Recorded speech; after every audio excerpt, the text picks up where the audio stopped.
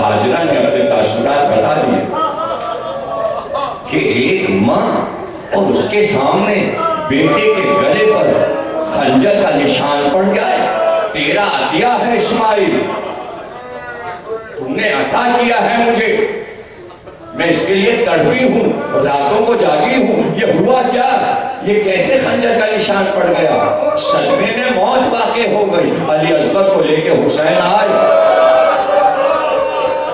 कब संभालो अपने बच्चे को, अपनी अमानत को। चादर हटाई, अब क्या देखा? हाजरा ने वो नहीं देखा था जो रबाब ने देखा। जो रबाब ने देखा। माँ चुप कैसे रही?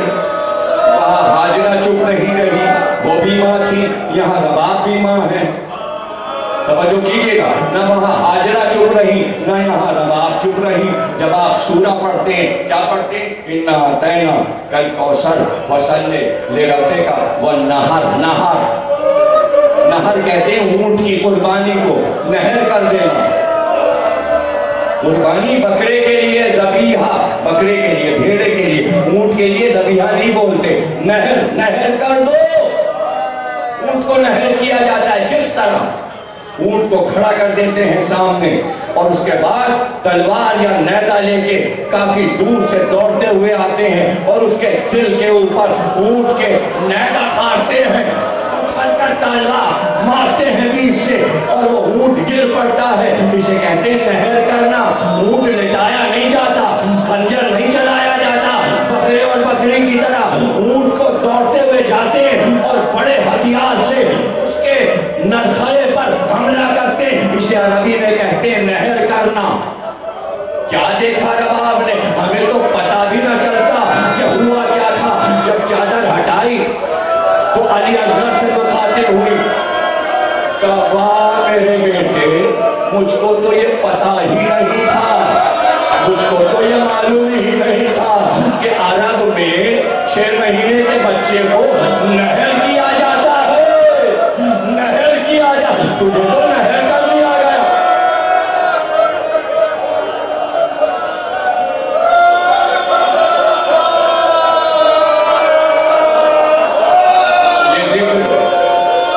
ये मौत और जिंदगी का मसला चलता हुआ इख्तियारे परवरदिगार से कहां तक पहुंचा, कुछ समझे आप? इतना गिरिया, इतने फजाए, इतने मसाए, पता चला मरने वाला मद्दाहे हुसैन था, अज़ादारे हुसैन था, मुहिब्बे हुसैन था। बस यही तो बात है, यही तो बात है ना। आधे छोटे छोटे बच्चे बैठे, अभी आके देखिएगा इनके आंखों के आंसू। ये क्यों रो रहे हैं? ये क्यों रो रहे हैं? इन बच्चों के समझ में क्या आ रहा है जो आंखें छलकी आ रही हैं? बूढ़ों को छोड़े, जवानों को छोड़े, वो समझ, ये बच्चे क्या समझ रहे हैं? नहीं, समझने की बात नहीं है, ये फितरत की बात है। जिस माँ ने दूध पिलाया है उसमें असर है। जो माँ अज़ादार हो तो बेटा भी अज़ादार हो रहा है। नस्लें दर नस्लें चल रहा है पैगाम। लो तकरीर खत्म हो गई। ये 6 महीने वाले थे, वो 18 बरस वाले थे। जो माँ रबाब थी, ये माँ उम्मे लैला है। नहीं पढ़ता मैं और न मैं पढ़ सकता हूँ कि उम्मे लैला ने क्या देखा। खैमे में मख्तल में आके उम्मे लैला ने क्या देखा? ज़ैनब के पीछे आई। ज़ैनब से पहले कदम नहीं निकाला हज़रत उम्मे लैला ने। जब शहज़ादी आगे बढ़ी अपने लाल को देखने के लिए तो सहारा पाके उम्मे लैला भी बढ़ी और फिर क्या कहा मैं नहीं बयान कर सकता। क्या अमल किया मैं नहीं बयान कर सकता। कैसा गिरिया किया मेरे बस की बात नहीं। हाँ, बस ये है कि इत्मीनान से खैमे में बैठ गई। अकबर की लाश मक्तल में रखी है। मक्तल आप समझते हैं ना? मक्तल कहते हैं जहाँ लड़ाई होती थी वहाँ चारों तरफ कनाते लगा के शामियाना लगाते थे। जो शहीद होता था उसको लाके लिटा देते थे। जब दूसरी लाश आती थी उसके बाद दूसरा लाशा लिटा देते थे, फिर तीसरा लाशा, और उसको चारों तरफ से पर्दे से घेर देते थे ताकि बीवियां खैमे से निकल के यहाँ तक आए। उसे कहते थे मक्तल। ज़ैनब भी उसी मक्तल में आई। رباب بھی اسی مقتل میں آئی، لیلہ بھی اسی مقتل میں۔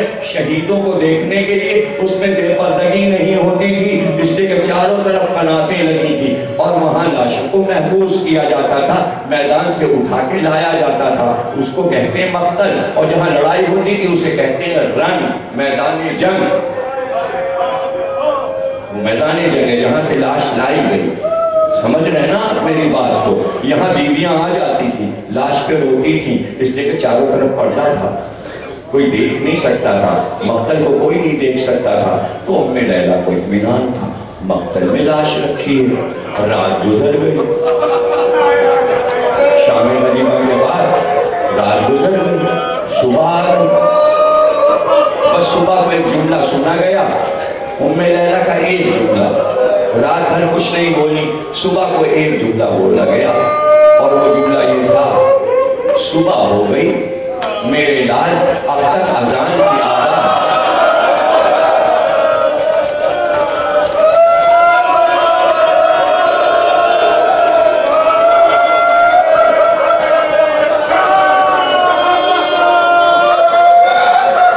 دیکھتے ہی دیکھتے دن چڑھا،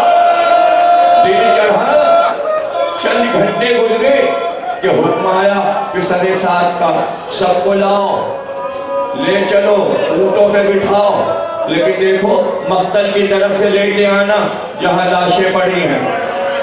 اس لیے کہ اب مقتل میں بیوی نے دیکھا وہ شامیانہ بھی جل گیا، وہ قناتیں بھی جل گئیں، بیوی سمجھ رہی تھی کہ شامیانے کے نیچے لاشیں رکھی، میرا اکبر بھی شامیانے کے نیچے ہے، لیکن اب تو وہ شامیانہ بھی جل گیا، قناتیں بھی جل گئیں۔ اب جو مقتل کی طرف سے سب گزرے تو جناب زینب نے پکار کر کہا اب آنا نہیں ہوگا، جس کو ملنا ہے اپنے منسا سے ابھی مل لے۔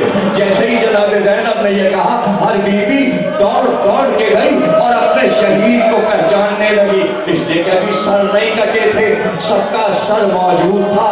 ام فروا قاسم کے لاشے کی طرف گئی، پسران مسلم کی طرف رقیہ بھی دی گئی، ایک ایک بیوی بڑھتی جاتی ہے، اور زینب حسین کے لاشے پہ گئی، اس لیے کہ حسین کا سر تو کٹ چکا تھا اسی وقت، لیکن زینب اپنے بھائی کا لاشا پہچانتی تھی، جا کے اپنے آپ کو لاش پہ گرا دیا، اور اسی وقت ام لیلہ دوڑ کر علی اکبر کے لاشے پر پہنچی۔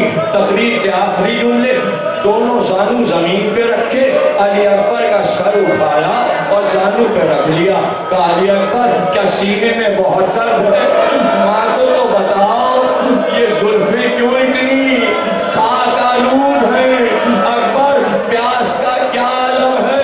کبھی سینے سے لگاتی، کبھی سر کو زانو پہ رکھتی۔ اسی وقت شمر کو حکم دیا، عمر سعد نے اب سر کاٹو اور بیویوں کو لے چلو، سروں کو نیزوں پہ چڑھا دو۔ تلواریں لے کر ظالم مقتل میں آ گئے۔ کہتے ہیں جب علی اکبر کی طرف آیا اور تلوار سے علی اکبر کا سر کاٹنا چاہا تو ام لیلہ نے اپنی گردن علی اکبر کے منہ پہ رکھ دی کہ میرا گلا کاٹ لے، میرے مرادوں والے کا گلا نہ کاٹ، میں نے بہت منتوں سے پالا ہے علی اکبر کو۔ ایک سورہ فاتحہ مرحوم کے لیے، سورہ الحمد اور 3 بار سورہ اخلاص، بہت کے محمد علیہ عبادت کو قبول فرما۔